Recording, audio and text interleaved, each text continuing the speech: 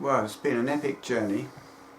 So here we are introducing the 50th extension to our 552nd prediction for the fire signs of 1 Kings 18. We're predicting Shabbat 6 and Shabbat 9 in the Sabbath month of 2019 Shabbat. It's a Sabbath month because Adam sinned 3993 Nisan 14, and that began a monthly Jubilee and Sabbath system beginning on ER1 of 3993, and 6,000 years takes you to 2008 Nisan 14. That was the 1440th Jubilee. Then the monthly Jubilee system becomes the Kingdom Jubilee system because 2008 ER1 was the beginning of the 1441st monthly Jubilee. And there were 3 Jubilees in the kingdom before the end of the first death and the end of Adam in Tebeth, on Tebeth 14, 2020, which is 153 months after 2008 Nisan 14, which is 6,000 years after Adam sinned. And that's the whole deal. And those extra 153 months are the things we've been missing. It says in Daniel, the scripture says to Daniel, go towards the end. Once you get to the end, you can work things out backwards from there. Well, it's taken us this long. We got to Tebeth 14 actually on Tebeth 14 2019, a year before, making a kind of time of the end. If you define the time of the end as the time of the knowledge of the correct date of the end of Adam, which is 2020 Tebeth 14, which is actually the late third Abrahamic Passover. On that day, everybody dies who's outside of Zoar, who's Adamic. And some go to Gehenna, the ones who were never seized for the kingdom. 25% of mankind that will be, which is 50% of mankind on the planet at the time, because 50% are in the ark. And the other half who are on the planet have been seized for the kingdom but didn't make it into Zoar. They die on Tebeth 14 and are resurrected 7 days later on Tebeth 21, which is last day of cakes and is first day of first fruits because it's the first day of the week after the Passover. It's a day directly after the Sabbath, which is Tebeth 20. 2020 Tebeth 20 is a weekly Sabbath.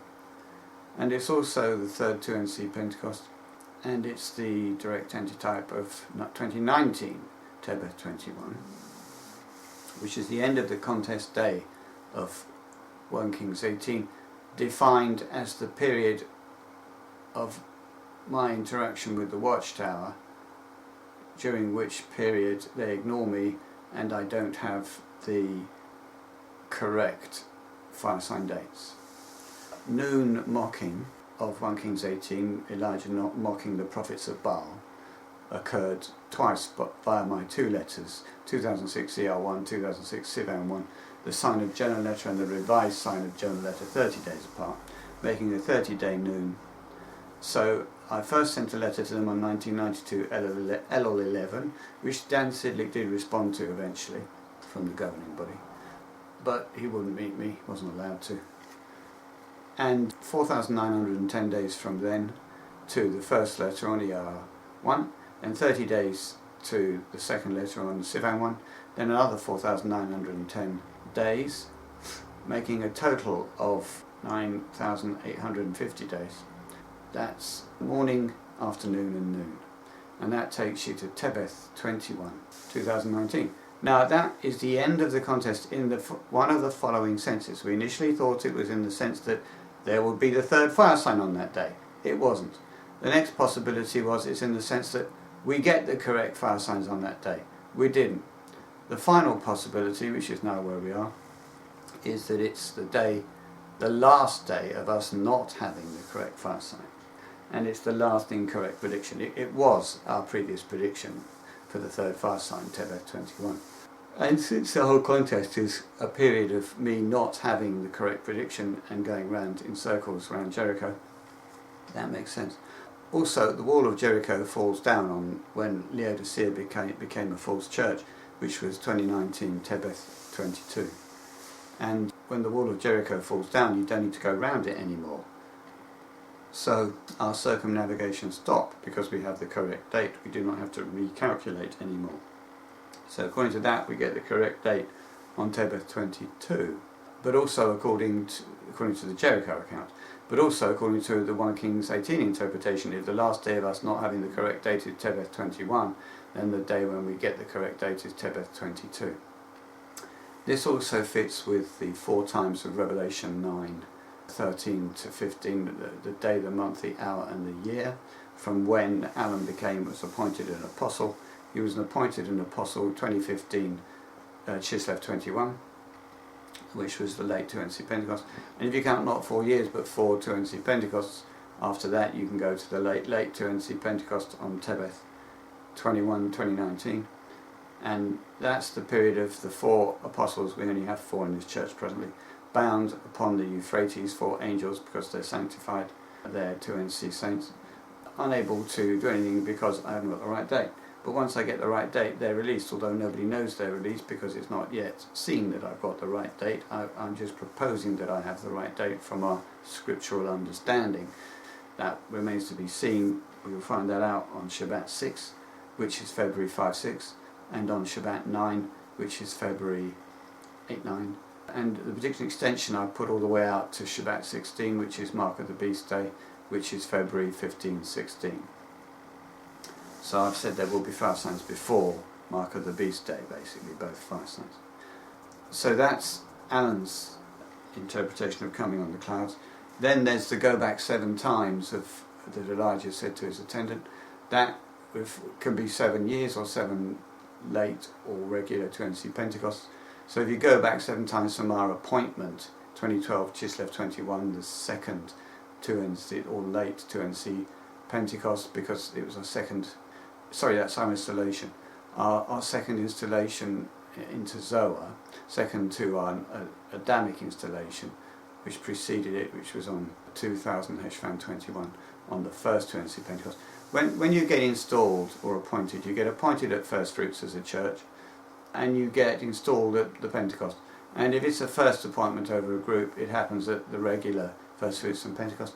And if it's a second appointment as a group, over a group, then it occurs at the second or late First Fruits, and you get installed at the late Pentecost. And if it's a third appointment and installation, you get appointed at the third First Fruits, and you get installed at the third Pentecost, and so it goes on. That's how the appointments work. So the go back 7 times runs from 2012 Chislev 21, our installation over 2NC Zoa, to 2019 Tebeth 21. That's going back 7 2NC regular late or late Pentecosts. And then, as I say, the contest also takes you to Tebeth 21, and Jericho takes you to Tebeth 21 in the sense that the wall falls down on Tebeth 22, and so we stop circumnavigating on Tebeth 21. So all of that is saying that I got the power of the correct interpretations on Tebeth 22, which means that on that day, Revelation 5, whatever it is, where, I think it's 14 or something, where the lamb that was slaughtered is worthy to receive, is worthy to receive the power and the honour and the glory and blah blah blah and the blessing. This is not Jesus, because he's a God. He's obviously worthy to receive everything and already has received it when he became a God. It's me, a different lamb. And I was slaughtered on 2012 Sivan 14, as all people in the true churches were, Laodicea and Zoa, in order that we would become non-Adamic. Because 2012 Sivan 15 and 16 is the end of the temple ratio prophecy, which is a fantastic prophecy, which says that the ratio between the holy and the most holy is 2:1, and Jesus is the curtain, the flesh between the two, and the temple represents Adam. So the period between Adam's birth and Jesus' birth is twice as long as the period after Jesus' birth before we jump out of Adam, the people in the temple at least, the people in the true churches. And the period from Adam's birth, Adam was born in 4027 Tishri 2, Jesus was born in 2 BC Heshvan 21, that's 4025 years plus a few days.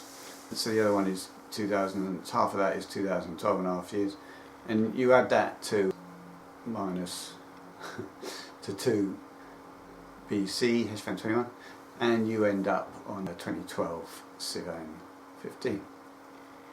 And that's when we left Adam and became non-Adamic. And you do that by dying to Adam and being resurrected actually to Abraham as a son, as a non-Adamic son of Abraham. Alright, so that's, and then the 7 times of that blessing are 7 days. And so, and the honour and the glory and all that stuff. And what that 7 days is, it's Tebeth 22 to Tebeth, when I got the power of the correct interpretations, to Tebeth 29. And it's coincident with the ride of the white horse of Revelation 6:2, which is a 7 times ride from Tebeth, because it counts as that. You know, because look, a white horse, and the guy seated upon it had a bow. So that's horse, bloke on horse with bow, and a crown was given him, and he went for conquering and to complete his conquest or something. That's 7 times. And so the ride, I'm doing it right now, and it finishes on Tebeth 29, when we get this blessing, which it could be the tuft of hair resurrection into the rapture into the ark. I'm not quite sure, or what, either that or we get told we are going to be raptured into the ark by the Holy Spirit at that point. I don't quite know which it is. Now also in Revelation 6:1 there's a count of 16 times for one of the 4 living creatures, which is 4 times, saying come and see, with a voice as of thunder. So one of the 4 living creatures 4 times, voice like thunder 2 times, come and see 2 times, 4 times 2 times 2 is 16, and that goes from Tebeth 22 to Shabbat 8. And Shabbat 8 is the end of the rapture of the 2 NCs, who were raptured between Shabbat 2 and Shabbat 8 during the wedding feast of the first 2 NC wedding that begins on Shabbat 2. So now we go to prove when the fire signs are, and look at this rapture that's going on, because the scripture says, Elijah says to his attendant, go up, look in the direction of the sea, and he says, oh look, there's a cloud. Now you have to go pretty high to see a mushroom cloud, when given that the people in the church live nowhere near the Thames and nowhere near the Hudson. So what it actually means is, if Elijah's giving directions to actually see the cloud, it's not turn on your TV or have a look on the internet, it's look out the window in the ark, which will be somewhat more sophisticated than a window, I'd imagine. So it's directions to a cameraman to go and have a look at this from a high vantage point, the ark. So in other words, we've got to be raptured into the ark before the fire signs occur. And we certainly must be raptured by Shabbat 2. We might go up on Tebeth 29, I can't quite decide, or something happens on Tebeth 29, I don't know what. It's the end of the ride, it's the blessing of Revelation 5 something, and it's also the sentence count of Ezekiel 8, the tuft of hair that gets lifted up between the earth and the heavens in the visions of God by the form of a hand. So that remains to be seen, but it's not far off. Alright, so now Jesus was teaching in one of the synagogues in the Sabbaths, it says in Luke 30. Now that occurs when the other of the synagogues, Laodicea, becomes the false church, because at that point Jesus can only teach in the one true church, which is us. So that began teaching in one of the synagogues on Tebeth 22 when Laodicea became false. On Tebeth 21 he was teaching in both of the synagogues. And that counts as 4 times. One of the synagogues in the Sabbaths, 2 Greek plurals, 2 plus 2 or 2 times 2, it doesn't matter, equals 4. It's 4 Sabbaths. Now those 4 Sabbaths could be weekly Sabbaths, which is Tebeth 24, Shabbat after Tebeth 22 when there was only one true church left. It could be Tebeth 24, Shabbat 1, Shabbat 8, Shabbat 15. It could be, the reason we reject that is that Jesus comes into the church, into Zohar, on Shabbat 9. Which is the 5th marriage, Pentecost, the 5th marriage being Chislev 2019. And he comes on the clouds and with the cloud. So the final cloud is Shabbat 9. We also know that from the Ketib sentence count of Elijah's prayer, 1 Kings 18, 36, 37, which is 38. And you add that to Tebeth 2, and you end up on Shabbat 9 or Shabbat 10. And that's when the hearts get turned back, because obviously once Jesus comes into the church, there's no point in having a contest anymore about is God going to send fire from the heaven? When he sent to consume a bull, when he sends his Son from the heavens, it doesn't matter whether he's sending fire from the heavens. So the fire from the heavens has to precede Jesus coming into the church. So the last opportunity for a far sign is in fact Shabbat 9. Therefore, we can't go out to Shabbat 15.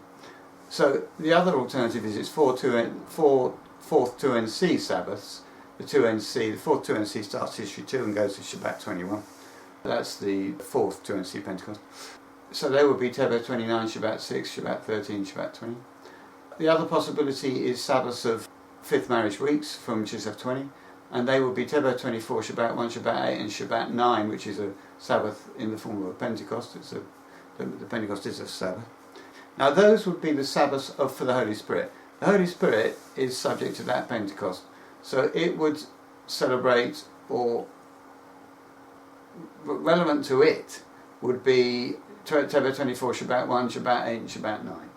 The Zohar Sabbaths that we would recognise and be subject to would be weekly Sabbaths on Tebet 24, Shabbat 1, and the 4th 2NC Sabbaths on 2019, Tebet 29 and Shabbat 6.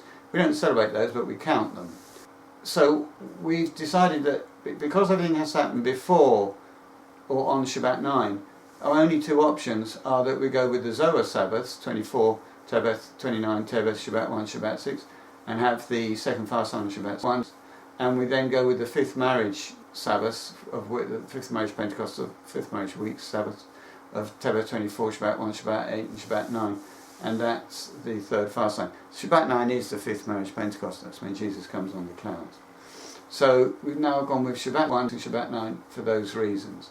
The other reason is we know that World War III begins on Shabbat 6, 7 because of this calculation. Peace and security goes up when Mark of the Beast is declared on 616, which is Shabbat 16, which is the 16th day of the 6th month of the Elul-1 Laodicean year. And as soon as I say that, instant destruction is upon them like the birth pain of a pregnant woman. And that sentence count is 9 times, not surprisingly, because the gestation period of a human fetus is 9 months. And it is a dual fulfillment. There's 9 months until the birth in Zohar, and there's 9 days until the instant destruction. So 9 days after or from Shabbat 16 takes you to Shabbat 24-25. That's the beginning of the Great Tribulation. Great Tribulation lasts 24 days. It's the last 24 days of World War III, which lasts 42 days. Therefore, World War III begins 18 days before the Great Tribulation. 18 days before Shabbat 24-25 is Shabbat 6-7. So we know that World War III begins Shabbat 6-7, and we have a fast sign possibility for Shabbat 6. That's why we've gone with the second fast sign on Shabbat 6. And as I say, the third fast sign, Shabbat 9, is the last possible day for a fast sign, because that's when Jesus joins the church. Now, I should say that Solomon's temple was accepted on the 7th day of the 7th month of the 7th year of its construction, 777, which was 1026 Tishri 7 BC. And our temple will be accepted by the second fire sign, which is on the Sabbath, the 7th day. It's the 5th Sabbath of 4th 2NC weeks. It's in the Sabbath month, Shabbat, and it's in the Sabbath year of Zohar. There's only the one. The 7th year of Zohar, 7th Tammuz 1 year from 2013 Tammuz 1. The 7th year begins 2019 Tammuz 1 and ends 2020 Sivan 30. So it's also 777. It's a Sabbath day in the Sabbath month in the Sabbath year. It's slightly more technical, 777. Nonetheless, it's a 777. So just as Solomon's temple was accepted on 777 by fire which consumed a bull and by a cloud which filled the sanctuary, so our temple is fulfilled by a fire sign involving fire and cloud, a pillar of fire and a pillar of cloud in Exodus 13 terminology, on Shabbat 6, 2019. Now, then we go to this fantastic stuff about, look, a woman with the spirit of weakness for 18 years. That is this church, the 2NC actually. It's not me, I'm not the woman, I'm the man. And she's unable to raise herself up at all. She cannot raise herself up, the poor woman, for 18 years. Having seen her, Jesus addressed her and said, "Woman, you're released from your weakness." That happened on Tebet 22. The weakness was she couldn't get, well, her husband couldn't get the correct sign predictions, so she was embarrassed the whole time by my ineptitude. This woman began 2008 Elul 16 really, with the first baptism of Tony. And then 19 years, 19 Tishri ones, no, we can't say that. That wouldn't work. We'd have to say she began with the baptism of Jamie, the third Lord's witness. Well, it depends how you count the years. See, the trouble is, the woman died at 2012 Sivan 14 and was resurrected at Sivan 16, so she loses a year there. And then the year changes from Tishri 1 to Tammuz 1. So, suffice to say, you can make it 18 years by ignoring the year containing Sivan 14 to 16 and taking into account the fact that the year has changed. But I'm not sure whether you start it from... Well, the woman exists when I baptised Tony, I think. Ah, no. How about she's a 2NC woman? Prefer that. Yeah, we'll take her as a 2NC woman. She was appointed on Tishri 2, 2000 and installed on Heshvan 21. So that's fine. So her first year, Tishri 1 year, would be 2001 Tishri 1. So her 18th year would be 2018 Tishri 1, but she died and got resurrected, so lost a year. So that takes you to 2019 Tishri 1 as her 18th year. That's better. We'll take her as a 2NC woman. And then she actually only involved Tony and me on Tishri 2. Jamie was baptised Tishri 16. He was the third Lord's witness. Alright, so she's weak for that period. And she's unable to raise herself up at all. And Jesus says, woman, you're released from your weakness, which is February 22, when we got the correct far sign predictions. And he laid his hands on her. He laid on, actually, epe theken, his hands. And instantly, she was straightened up, that's passive I suppose, and began to glorify God. Because if you count, laying on hands is 10 times, if you count 10 times from February 22, you get Shabbat 2. That's when the woman is raptured into the ark. She's unable to raise herself up, but she does get raised up by Jesus' hands into the ark for the first 2NC marriage. That's what happens to her after being released from her weakness after 18 years, which is in fact 19 years because she died in one of them and therefore didn't experience the whole of it. Well, then the synagogue ruler gets pissed off because he's not interested in anybody being cured, he just wants to preserve his power, so he tries to invalidate Jesus' fantastic miracle he did for this woman by saying you shouldn't have done it, you know, on a Sabbath. What's the matter with you? And Jesus says, hypocrites, does not each one of you on the Sabbath... Now it's very important that it says Sabbath and not Sabbath day, because in the next verse it says, was it not proper to be loosed from this bond on the day of the Sabbath? That's verse 16, but verse 15, it does not each one of you on the Sabbath untie his bull or his ass from the stall, and leading it away, water it. Now that's fascinating, because the Sabbath month is what that relates to in the greater meaning. And the bull is the saints, and the ass is the congregation of priests, because they're all water baptized, so they're all priests in Zoa, whilst I'm anything to do with it. Later it becomes citizens, when Jesus is running it. And you untie the bull or the ass from the stall, which is some type of a prison, or previous true church, or false church, sorry. And you lead it away, then you water it. That's into the ark. It gets baptized in a place different from where it was. And you do that on the monthly Sabbath. So what you do is you untie, you release this bull, actually from Caesar's system, from Satan's, from this world, from being a slave to Caesar, untie it, bond, slave to Caesar, we're all slaves to satanic Caesar in this system.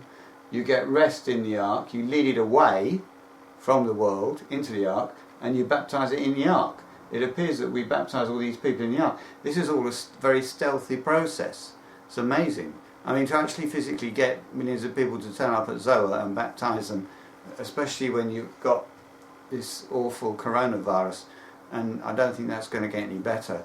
That could well be the plague of Revelation 6, in which case you're going to have a problem with international air flight for a while. So what Jesus is going to do is rapture the saints and the priests into the ark and will baptise them there. And then nobody will actually know who's a Lord's witness and who isn't, which it seems to be how this game works. Because if Satan knew who we were, and by Satan I don't mean the original Satan, I mean the new Satan, because the original one I think has repented, then, you know, he causes problems. So it's a rather good security method. So that's the bull and the ass, two different animals, saints and priests, led away from their stall, the world, and led away from it, then watered, baptised. And then he says in verse 16, but this one being a daughter of Abraham. That's not as though that's Laodicea, because they're a dry church. They're a daughter of Abraham, and they're not a daughter of Isaac, which is the water baptism, ICC. Abraham is the faith baptism. So non-Adamic nonetheless, a true daughter of Abraham, but not a daughter of Isaac at this point. So whom Satan held bound, look, 18 cycles, 18 years. Now 2002 LL16 is when I baptised Roger Knight. So 2002 Tishri 1 to 2019 Tebeth 24 is 18 Tishri 1, isn't it? 2002 Tishri 1 to 2019 Tishri 1 is 18 of them inclusively. And she has to be loosed from the bond on the day of the Sabbath. That's not the month of the Sabbath, that's the day of the Sabbath. So Laodicea is released either on Tebeth 24, which is today, which is just ended in the UK. We're on Tebeth 25 now, aren't we? Because we're in the evening. Or on Shabbat 1, so I guess it's Shabbat 1 is when she gets released. So that's the significance of her release. And there's more reasons which I'll now go into why it's Shabbat 1. And here they are. First of all, we have to look at Daniel 5. So we know that Laodicea was appointed Tammuz 16. Wilderness penalty ran from Adar 1, 2015 to Sivan 30, 40 months, 2019. Then in Tammuz they got appointed through church, reappointed Tammuz 16. Then they got installed on LL5, the late Super Pentecostal. Then you got many tekel, and that takes you to 101 days, inclusively to Chislev 15. That's when they lost their constant feature, got judged, and had their worship rejected and became constructively a false church, but was still a true church. Then they became a false church on Tebeth 22, and the past sin is a Hebrew plural which stands for 3 times, and it's a division and divided is a half. So 3 halves added on to Chislev 15 takes you to Tebeth 30. So that's when the division occurs, so they get released on Shabbat 1. Now Shabbat is the Sabbath month, so that is when they should be released. That's when you'd expect them to be released. That's what Sabbath is, it's a release. Now we come to the famous scripture that nobody understands, and we didn't understand it actually until today. So now I can give you today's understanding of the famous words of Jesus in Matthew 24. Be praying, but in order that not should occur the flight of you of winter, and not in Sabbath. Now that's normally translated as, pray that your flight doesn't occur in winter nor on the Sabbath day. That's not what it means at all, as you might expect. And he then goes on to say, for then there will be a great tribulation of which sort has not occurred from the beginning of the world till now, and not should occur in the literal translation.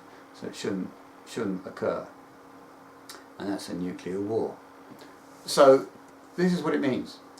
Pray that your flight should not occur in winter and not in the Sabbath month, by which is meant that if it occurs in winter, it should occur in the Sabbath month. But not in winter and not on the Sabbath in winter. In other words, if this is just logic, alright, sorry. This is not Cockney and it's not normal Greek. It's not like, I don't know nothing. I don't know nothing means I don't know. But logically, if you don't know nothing, you do know something. So it's a double negative, okay? And we look at this logically. So if you pray that your flight should not occur in winter and not in the Sabbath, what that means is it should not occur in winter and not Sabbath. So you don't want it to be in winter and not be on the Sabbath. So you want it to be in winter. If it's going to be in winter, you want it to be in the Sabbath. Let's put it like, that's what it means, okay? It means pray that your flight, if it's going to occur in winter, occurs in the Sabbath. And the Greek winter runs from roughly Tebeth 15 to Nisan 15, 2019 to 2020 in this case. And the only Sabbath month in that period is 2019 Shabbat. So you pray that your flight occurs during that Sabbath. That's what it's all about. That's the meaning of that. Because if it does, then since the Great Tribulation begins on Shabbat 24, and since World War III begins on Shabbat 6, and since the mark of the beast comes in Shabbat 16, if you get into the ark with the saints between Shabbat 2 and Shabbat 8, you miss nearly all of that. If you get up on Shabbat 2, you miss all of it. You're protected from it all by being resident in the ark. I mean, when you're in the ark, for 50 days you interact with the earth, then for 30 days, that's the width of the ark, 50 cubits. Then you go up the height of the ark, that's the ascension to heaven, and during that time you can still interact with the planet. So you have 80 days of planetary interaction, but based from the ark. And I think you can eat in the ark and sleep in the ark, so you don't get much from the planet other than you turn up and then disappear whenever you feel like it. It's a bit like beaming down from the Enterprise, I should imagine. Again, it's saying that all this release happens on the Sabbath, the monthly Sabbath, from Shabbat 1 basically, and Tebeth 30 is the division. So now we can tackle the impossible to understand scripture of 2 Chronicles 29. Thus they got started on the first of the month, the first, at sanctifying. And on the 8th day of the month they came to the porch of Jehovah. So that they sanctified the house of Jehovah in 8 days, and on the 16th day to the first month they finished. So what that means is the first to the month, you don't know whether it's a day or not actually. It could be Shabbat 1 or it could be Shabbat 2. Shabbat 1 is the first day of the month, Shabbat 2 is the first festival, unless you say that Shabbat 1 is a new moon festival or a late Rosh Hashanah festival, and I don't know whether you can say that or not. But I would imagine that it's actually the first day. And then you finish sanctifying on the 16th, but you only have 8 days of sanctifying. Why? Because you don't sanctify during the marriage between Shabbat 2 and Shabbat 8, because all the people supposed to be doing the baptizing are stuck in the bridal chamber, presumably.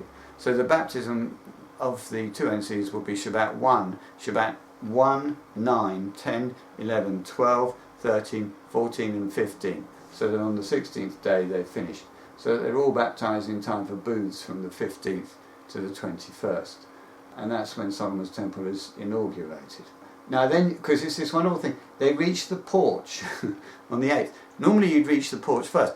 Reaching the porch means there's people waiting to be baptized. A porch is where you wait to enter a temple, right? So if you reach the porch, that means there are people wanting to come into your church, your temple, your worship house, and they're waiting on the porch to do that. Now we actually start baptizing people prior to them getting to the porch, which is quite an achievement. It's only possible because they're raptured into the ark. So these guys don't know they're waiting to come into Zoa. They're having a cup of tea, and the next minute, boom, I don't think it's quite that simple. I imagine that Holy Spirit turns up and says, "Hi, you've been chosen as a 2NC. Do you want to come into the ark?" Something like that.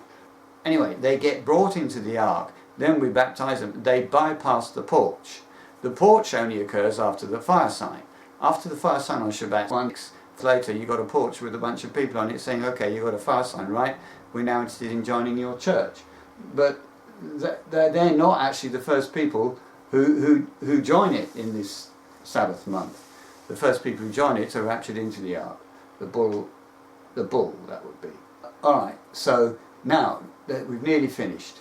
Yeah, so Peter stands up with the 11. Now, this 11 is a fascinating thing.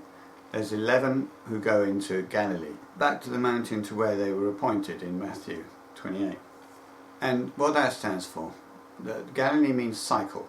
So it's the time of distress, the last year of everything, which runs from 2019 Tebeth 21 to 2020 Tebeth 21, the resurrection of all the kingdom sees people who miss Zoa. That ends all distress. Their killing on Tebeth 14, their Passover execution, causes distress. Their resurrection ends the distress. So with the 11 going in is 11 times. So that takes you 11 times from February 21. Well, that takes you to Shabbat 2. That's when we go into the mountain, I guess. That seems to answer the question. We get raptured on Shabbat 2, not on February 29. But something happens on February 29. Maybe you get informed of the rapture 3 days before. Something like that. That seems like a possibility. Then Peter's standing up with the 11 again. The first 11 days of the time of distress, or 11 days from the end of the contest, in the sense of the last incorrect prediction on Tebeth 21, or the last day of not having the correct prediction. Also, there's 11 Lord's witnesses with the water baptism who get the tuft of hair. Is 11 people who come into the ark. I mean, there's more Lord's witnesses than that, not that many more, but I think those 11, there are 11 who will go up. Also, there may be 11 nuclear bombs to come, or 11 fire signs at least of 1 Kings 18 to come, and there may be other 11s. So that's Peter standing up with the 11. Next we've got the Jericho Jubilee. It's Tebeth 10, 2019, which is the 10th day of the 8th month of the 7th year of the campaign, which are years to date from Sivan 1 to ER 30. And on Tebeth 10, that was the last day of Passover entry for 1NC reserves to become non-Adamic and enter into the Passover and remain engaged to Jesus. What I hadn't understood, which I will now explain, which is the end of the talk, is the following. There are 3 Passovers for each Passover. The early one, the regular one, and the late one. So for the first Watchtower Passover, the early one is Elul 14 now, the main one is Tishri 14, the late one is Heshvan 14.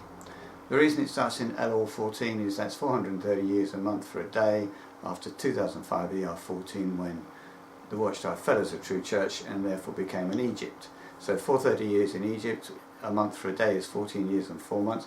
That ends on Elul 14, and that's the first Passover where people escaping from the Watchtower 1NC reserves are sealed into the CRC and drink the cup to marry Jesus. Now, but what happens with these triple Passover? The reason there's 3 of them is you can get killed at a real Passover, and God requires 3 witnesses for a capital offence. Or looking at it another way, you need the opportunity to deny the Christ 3 times, as Peter did. So you've got to have 3 chances. However, you miss the marriage if you miss the main Passover. The entrance day into a Passover, contrary to my previous understanding, is only ever the 10th of the month. So if you enter in on Elul 10 to the Elul 14 Passover, you make the 3rd marriage on Tishri 17. If you enter in on Tishri 10 to the Tishri 14 Passover 2019, you make the 2nd marriage on Tishri 17. If you enter in on Heshvan 10 to the Heshvan 14 Passover as a Bethelite, as somebody who should be at the first Watchtower Passover, so you're entering in on the late first Watchtower Passover, then you do remain engaged to Jesus, but you've missed your marriage. You don't get married with the other guys, the congregation married, the 4th marriage. You've missed the opportunity. And it works the same way with Zoa and the Abrahamic Passovers in 2020. That there's a mirror between the whole, that everything that happens to the 1NCs this year happens to the 1ACs next year. First Abrahamic covenant next year. So the first Abrahamic Passover, the early one, is Elul 14, 2020. And if you enter into Zoa by Elul 10, that's fine. And if you enter in by Tishri 10, then you will be Passover executed on Tishri 14 and resurrected non-Adamically on Tishri 20. And that is your Jubilee restoration. And that applies to Christians rather than the Bethelites. They're the analogue, the antitype of the archetypical Bethelites in the mirror between 2019 and 2020. It goes Bethelites to Christians, and congregation to non-religious, and disfellowshipped in the prisons to false religions. I mean, everything other than Christianity. I'm not quite sure where Judaism fits into this. It was a true religion once, so I don't know which one that fits into actually. So here's the deal. For marriage entry, for Zoa entry, and for Jubilee restoration, one must make the relevant main Passover. So if you're a Bethelite, that's Tishri 10 you've got to get in by. If your congregation Watchtower, that's Heshvan 10. If you're Watchtower prison, that's disfellowshipped or disassociated but still captivated by their doctrine, then that's Chislev 10. And if you're a Christian, then it's Tishri 10, 2020. And if you're non-religious, then it's Heshvan 10, 2020. And if you're Babylonian, that means you're in a religion which isn't Christian, but you have faith in God. So, you know, Muslim, Hindu, Shinto, Zoroastrian, all the other religions.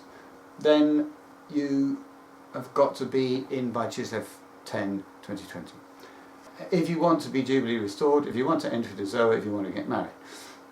However, if you go to the late Passover, in either 2019 or in 2020, then you remain engaged to Jesus in the case of 2019. And you will be saved into the kingdom in the case of 2020.